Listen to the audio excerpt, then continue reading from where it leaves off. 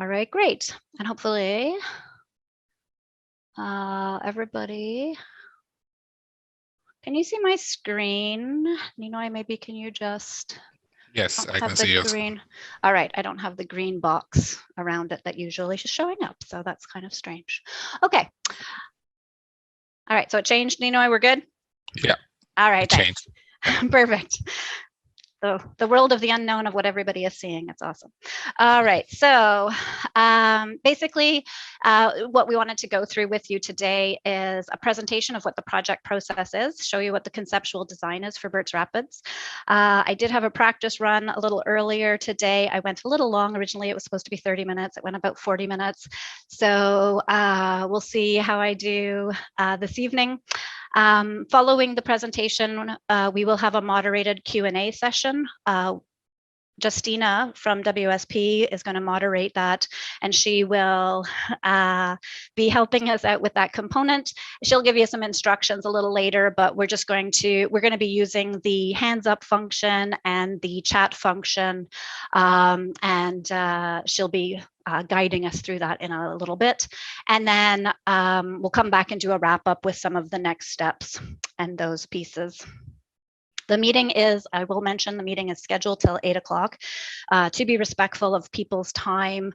Everybody's taking time out of their evenings to come, and we do want to try and respect that time. We'll do our best to keep everything on schedule and end at 8 o'clock. Doesn't mean that there, if any of the questions, we're going to do our best to get through everything, but if anything doesn't, if you think of a question after, or if we can't get through everything, there is a 2-week window of opportunity, 2 weeks and 1 day, where we're still going to be accepting comments. You're going to be able to view the material on the municipality's website, as well the conceptual design plan and some of the perspective before and after comparisons are posted at the community hall in Burritts Rapids, as well as at the municipal building. So there are some opportunities to see stuff and send us comments afterwards. This isn't the only opportunity, just to put it out there, but we will try to stay on schedule as best as we can.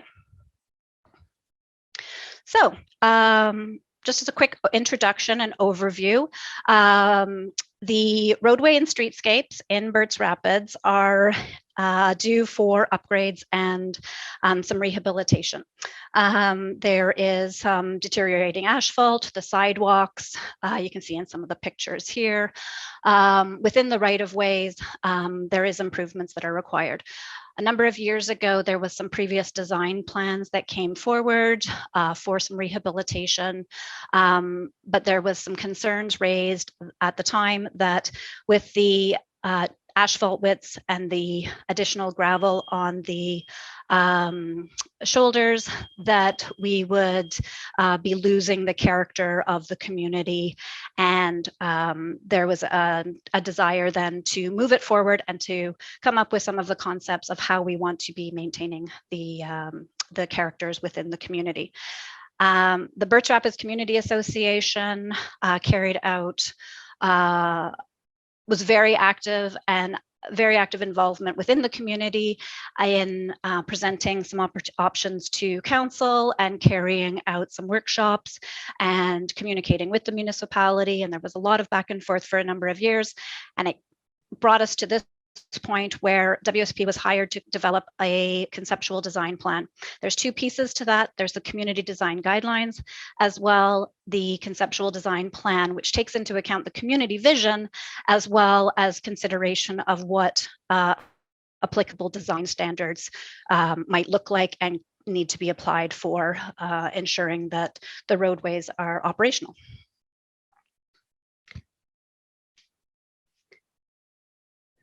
So the community vision, in the North Grenville official plan, there is a community vision for Burritts Rapids. It's a lot of words there. I'm not going to read them all, but basically the key takeaways are that we maintain a small hamlet, that residents are provided with a safe and quiet way of life, and that the hamlet be defined by its preserved heritage resources.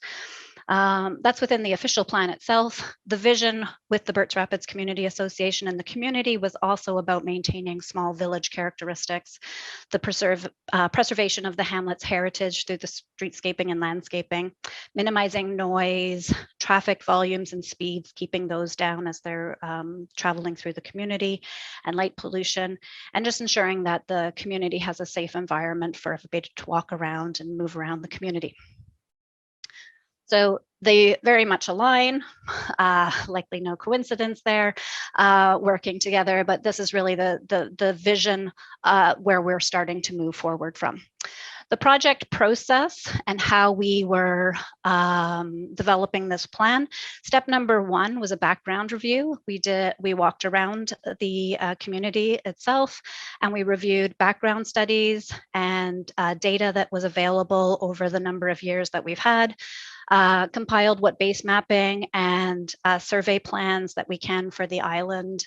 And we met then with with agencies, a number of local agencies, Parks Canada, Emergency Services with North Grenville, the City of Ottawa, Heritage, as well as the Burritts Rapids Community Association, and then also had a council working session. And the purpose of all of that was to see, after the background review of all the issues that were raised and concerns that were raised, if anything new needed to be added to the list that we would be incorporating into the design development.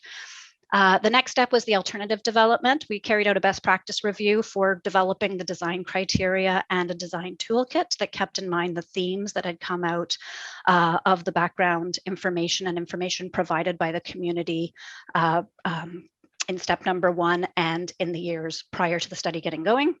Developed alternative cross sections and concepts for the community. They included cross sections, but some of the concepts were more about traffic calming, and that we'll talk a little more about that in a moment.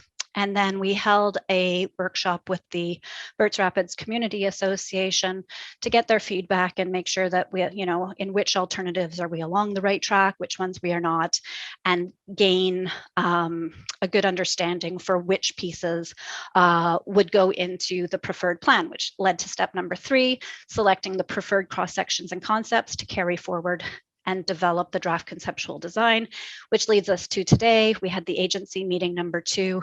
The Burritts Rapids Community Association was part of that. They're part of that component meeting, as well as the public open house tonight. From tonight, we're going to take your comments and input that you're going to provide to us, and any questions that you have, finalize what the plan is, integrate those pieces, write up the conceptual design report, which will include a number of considerations for during the detailed design or next steps. And then we present to council, which right now at this point is anticipated to be in November. So step number one was the preliminary consultations. And there was a review, as I mentioned, of all the past studies and information that had been collected and consulted. There was documentation, presentations by the Burritts Rapids Community Association to Municipal Council on traffic calming, the Hamlet Design Plan, community roundtable that was held by Burritts Rapids Community Association, comments that were received by the community to the municipality, some of the municipality comments that had been received within them, and all of those were compiled together. And this looks like a relatively short list. There was a very long list. It was grouped into themes, and these really were some of the big highlights just to bring forward the information. One was about the drainage. So there are some drainage issues and concerns within the community, and there was the desire about having some green drainage solutions to help with the filtration of the water. It's an island. We're right at the Rideau River. We're going right into the Rideau River, and so making sure that before we're discharging into the river, we're doing what we can to remove any of the salt or grit and things like that out of the water coming off the roadways. over the years, because we haven't been doing any rehabilitation per se, there has been a number of asphalt overlays that has led to some of the drainage issues, and the fact that the profiles of the roadway have changed and no longer are operating as they had been intended. Speed management, not just in the community itself, but through the community on Granville Street, as people are going traveling through the community and not just to the community.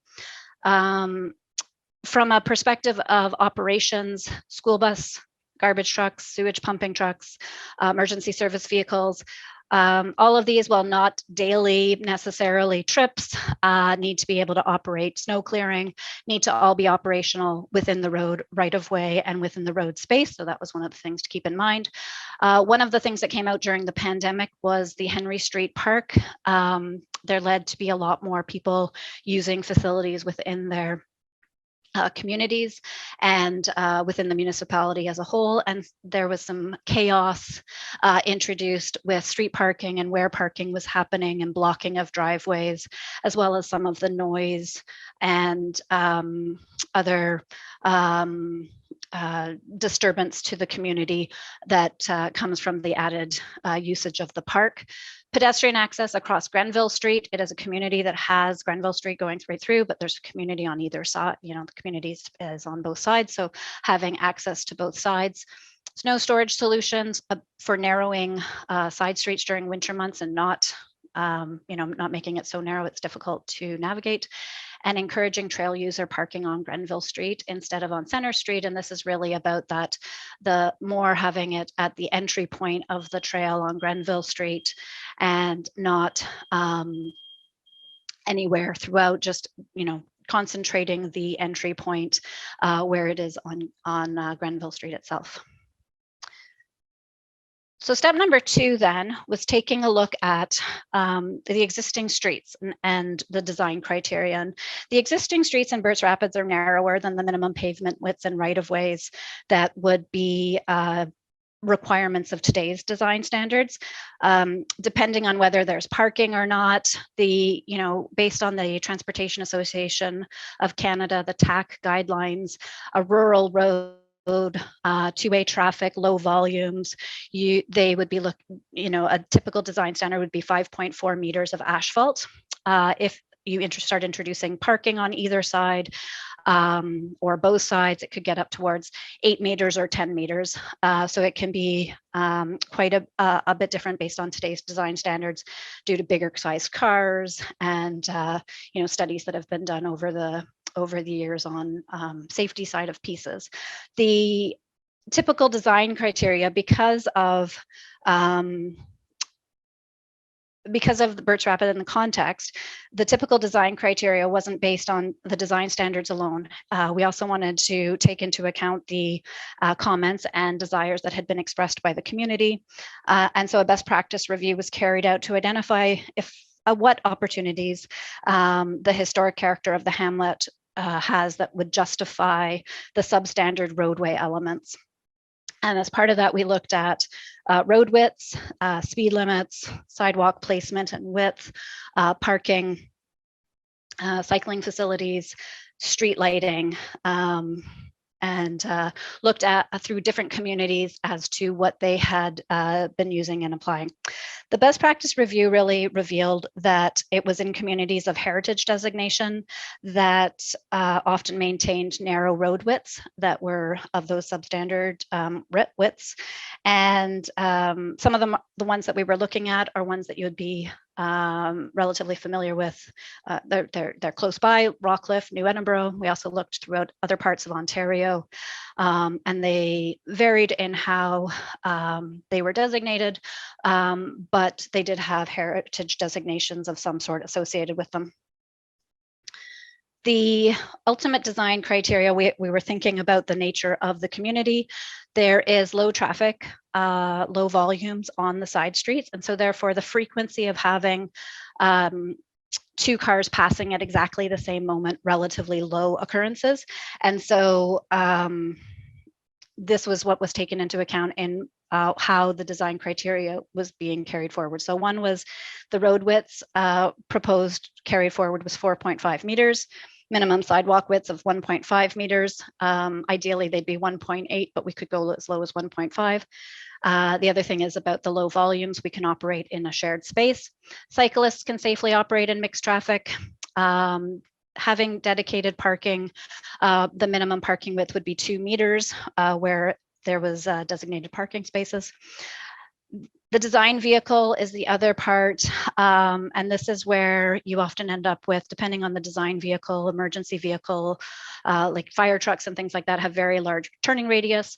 So instead of to try and maintain some of the smaller turning radii at the intersections, the design criteria that was carried forward was that those vehicles wouldn't be required to stay in their designated lanes, turning from the right lane into the right lane because of the low volumes and that low probability of conflicting traffic.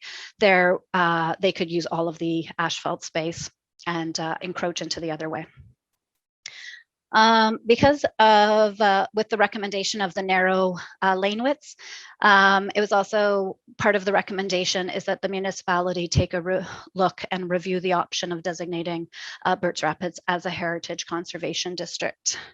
And that's part with the design criteria. So the next piece after the design criteria was taking a look at the design toolkits and all the different pieces and elements that could be integrated into the design. A number of features and elements were brought forward by the community association and the community messages and emails and things like that that had been received by the municipality.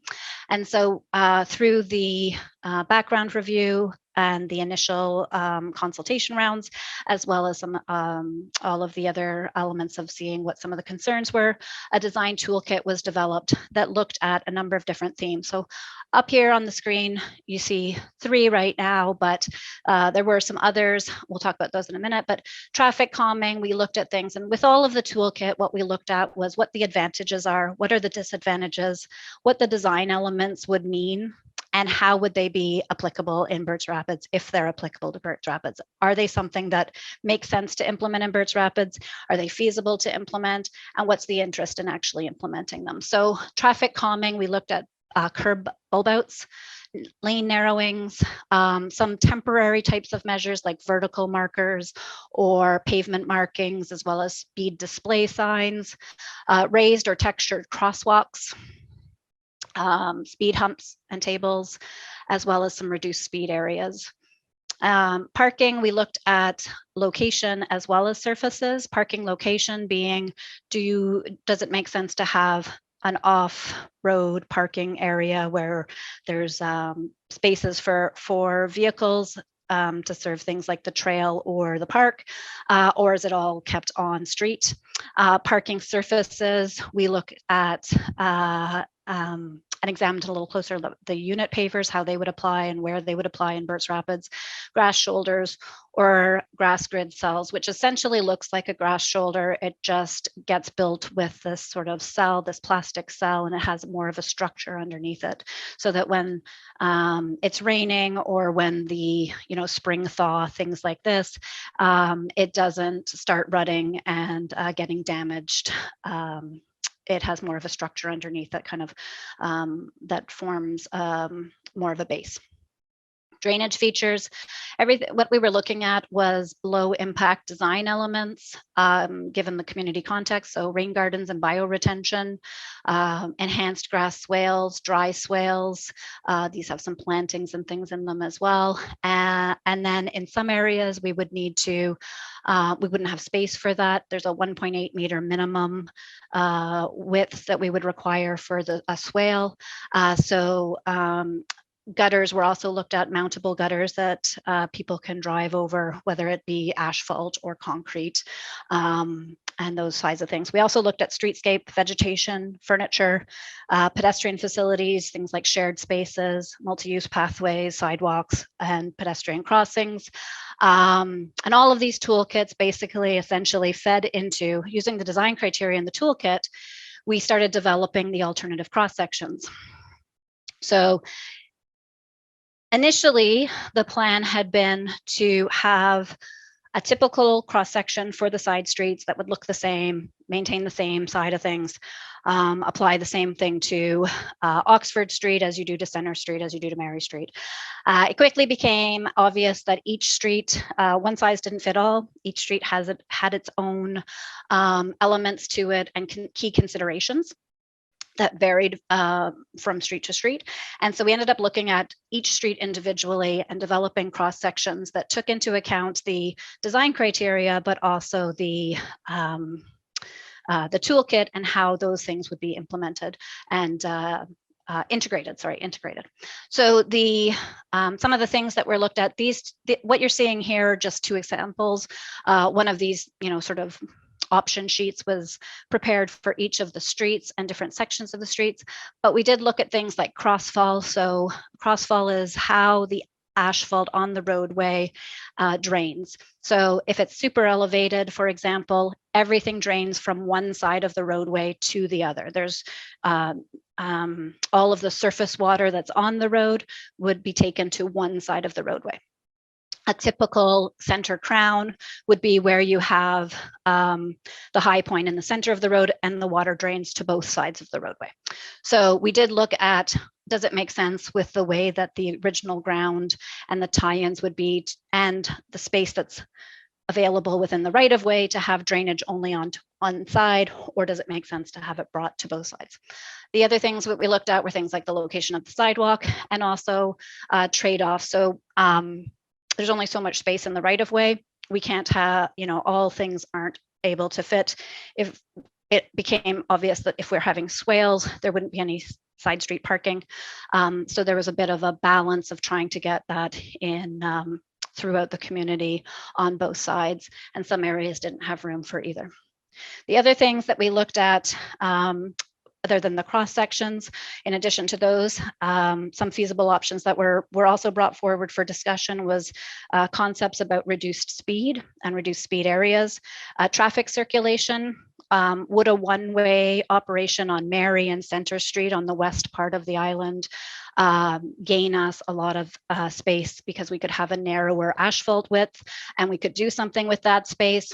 The answer is no, because it's about half a meter difference in the case where we're using these narrower lane widths, but that was something that we looked at. Temporary measures on Granville Street, and this is related to the traffic calming, so vertical measures, vertical markers, or pavement marking, speed displays, and pedestrian crossing locations. There was 3 pedestrian crossing locations that were talked about, and one was at the tip-to-tip trail crossing, Center Street, and at the community mailboxes. So once the alternatives were developed, we took those forward and we had a workshop with the Burritts Rapids Community Association to see if we were on track, off track, how far off we were, where did we need to make improvements, and which alternatives would be the best ones to move forward into the recommended plan. And what we heard was, from a speed limit side, the reduced speed limit in the hamlet was desirable. The road, with doing that though, there was some concern about what that would mean for signage and how much signage would that be and mean for the sides on the sides of the streets. And so that roadside clutter from the signage be minimized was one of the comments received. And the preference was to extend the reduced speeds to the City of Ottawa part of Burritts Rapids. Traffic calming and pedestrian crossings. So we had a good discussion about the location of those crossings, and the discussion centered around, for residents, Center Street would be a really good location. But if we're looking more towards some of the visitors, down at the tip-to-tip trail would be a better crossing. Traffic calming was a priority on Granville Street, with curb extensions preferred, even if that meant that we didn't have pedestrian crossings. And that was related primarily to, with a pedestrian crossover, what kind of sign clutter would be required, how much signage would be required in implementing a formal pedestrian crossing. And then the other piece with the traffic calming measures is the concern that if we were to put in some interim measures, that they would become long-term and the norm. Parking, visitor parking was encouraged on Granville Street. On the side street, it was stated that minimal parking provisions would be required on the side streets, and that where they are, they would be a grass grid solution where we have the structure on it, and that where that is happening, we would need to be defining where the parking is located so that people are parking in the right place where we have the structure. Off-street parking wasn't preferred, so having a separate area, or I sort of use the lots loosely, but a few parking spaces that are off the street, that was not a preferred option. And if there was parking to be on Henry Street, that it would be near the park, closest to the park for access to the park. On the roadside, shared space on all the side streets was the preference. And I briefly mentioned about the operations, one-way versus two-way. And because we weren't really gaining much with a one-way option from a space perspective, that we could do a lot more enhanced landscaping or drainage features, things like that, the preference was to maintain two-way operations on Mary Street and Center Street. And then when it came to drainage, one was that the grass swales were preferred over the rain gardens and the dry swale, and it was related to the maintenance requirement of the plantings and keeping it looking nice. And then the other one is that where we have those asphalt layers and overlays happening, and where the tie-ins would be happening to adjacent properties, is really to keep that forefront as we move any design forward, which is something to keep on the design considerations list.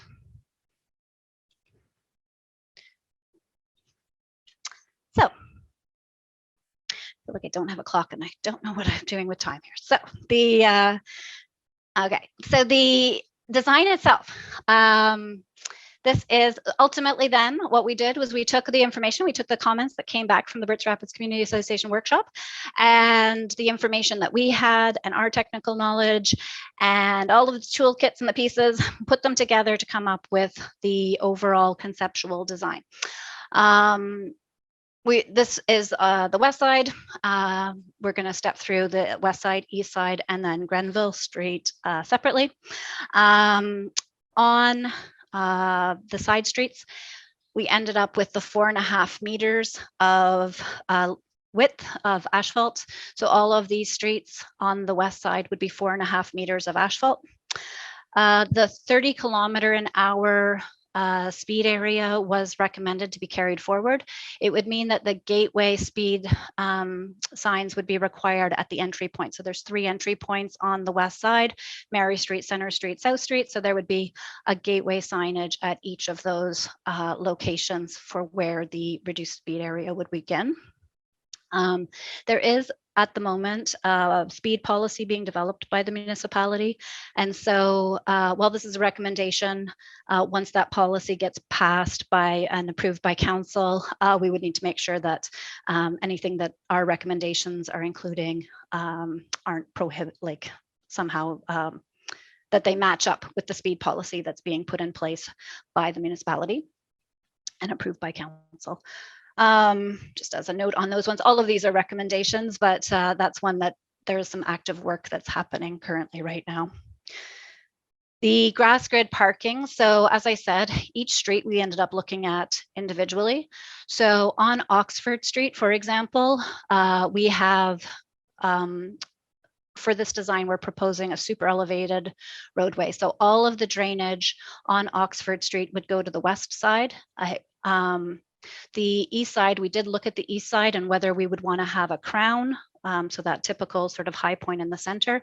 But there's a number of driveways and elements on the east side of the road that if we were to start introducing a lot of drainage features on the east side, a lot of those driveways would be impacted. And so for the conceptual design, we have super elevated with drainage going to the west side with a gutter and then filtration through a grass grid. It would be looking like grass, but with grid underneath, parking on the west side of Oxford Street.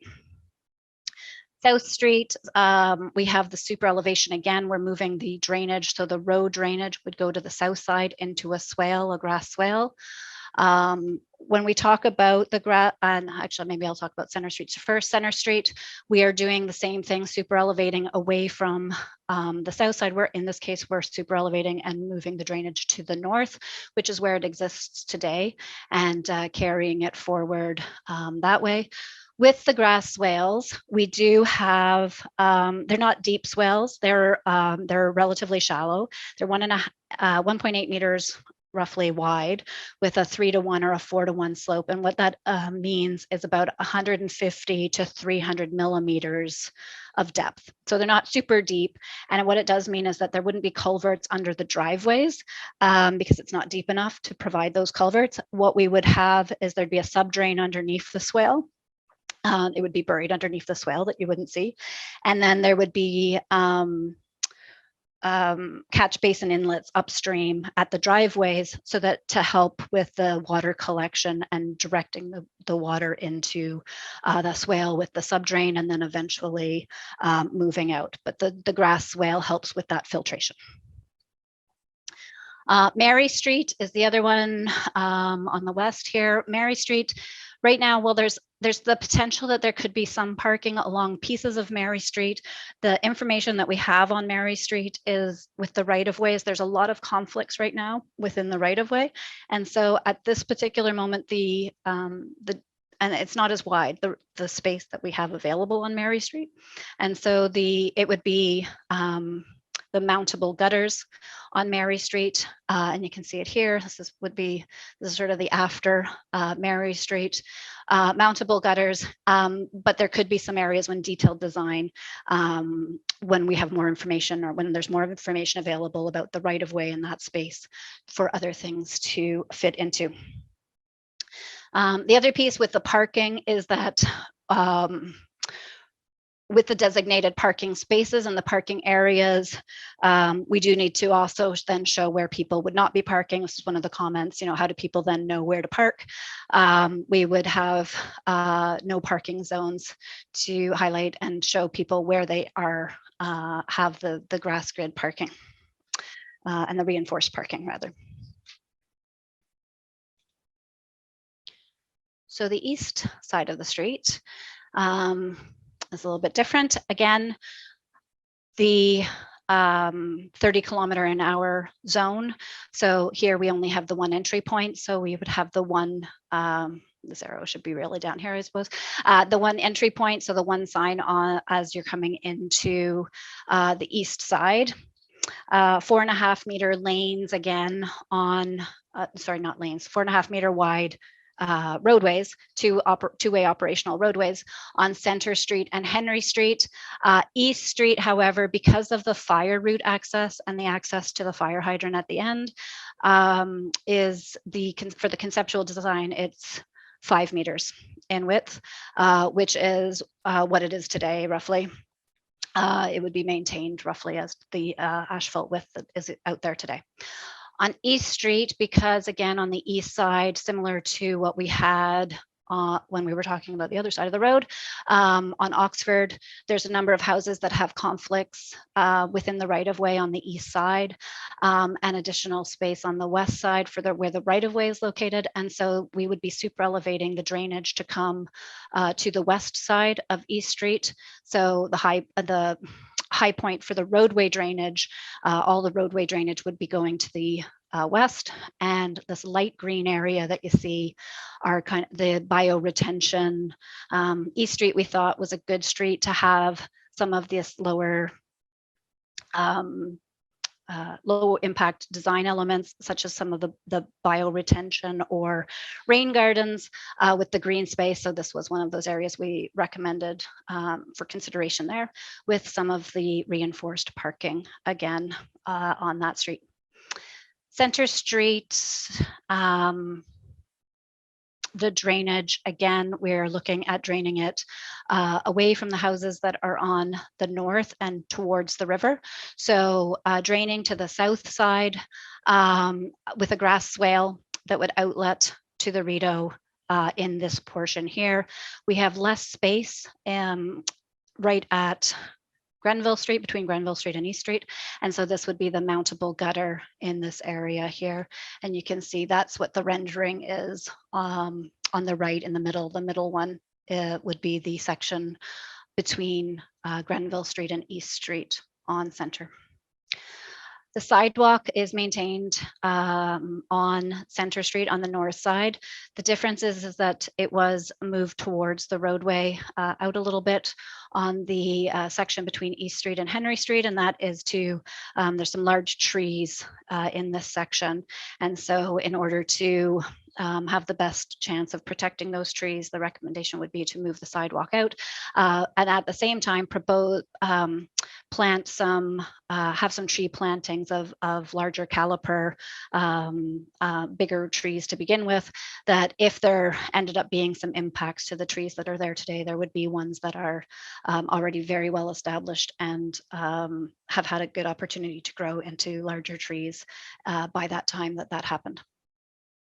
And then the last street over here, Henry, again, super elevation proposed that we drain the roadway water runoff to the east side in this case, into the grass swales. Again, this is Henry Street, the rendering on the right at the bottom. So the grass swale would be along the east side. The roadway drainage would go to that side. And it really, in the cross sections, that follows the existing ground today. And how it's draining today. The added parking would go close to the park at the north end of the street, reinforced parking. It would require, there's a bit of a grade change here. And so there would be a small retaining wall that would be required just at the edge. So, and then Granville Street. So the idea with Granville Street was, again, a lot to do and primarily related to the traffic calming. So on either end of the bridge, having the speed reduced through on Granville Street, we have the 30 kilometers an hour on the side streets, but for having 40 kilometers an hour and reduced from the 50 that's posted today is the recommendation. The curb bulb outs recommended at each of the side streets. This would have an impact on the overall number of parking, but the parking would end up being paving stones defined by paving stones, and that would help with that definition of the narrower lanes and to really reinforce the fact that it's 40 kilometers an hour and that people shouldn't be going very quickly through here. The pedestrian crossings, well, we ended up having a lot of discussion about where those crossings would be. The recommendation is to have the 3 crossings as raised crossings, one at the community mailbox, one at the at Center Street, and one at the tip-to-tip trail. These would be for traffic calming, but they would be pedestrian crossovers. Because of the volumes on the road, the type of crossover doesn't require any of the overhead lights, flashing lights. But it would require the signage to note where the pedestrian crossing is. The rendering on the bottom left is this crossing up at the north end by the community mailboxes. You can see the community hall on the right side. Because of the proximity and the fact that there are 3 in very close proximity, the recommendation would be that the signage of the pedestrian crossing up ahead would only be required at either end, one coming in to the village at either end.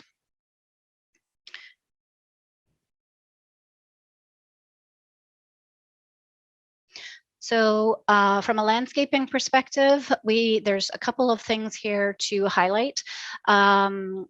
First off, very conceptual right now what the plan is. Happy to hear any comments that people have about where, if they think that there's a good location for street trees or how it integrates with the existing context and any plantings and things that happen now. But the idea would be that there would be low-level plantings. This is the green space with trees, whether the trees are located at exactly these locations or moved to one of the other bulb outs.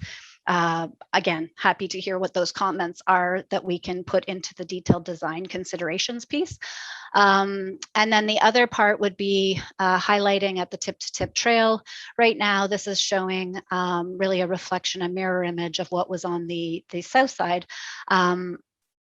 Again, not set in stone, happy to hear comments on how we integrate this piece, but really the idea is about defining different spaces. So the people that are using the trail versus people that might be sitting and just enjoying the view and the moment on the street versus people that happen to be just walking by and having those defined spaces within the streetscape for them. Again, like I said, anything, comments that people have about what they'd like to see in those types of things, happy to hear what those are. I will note that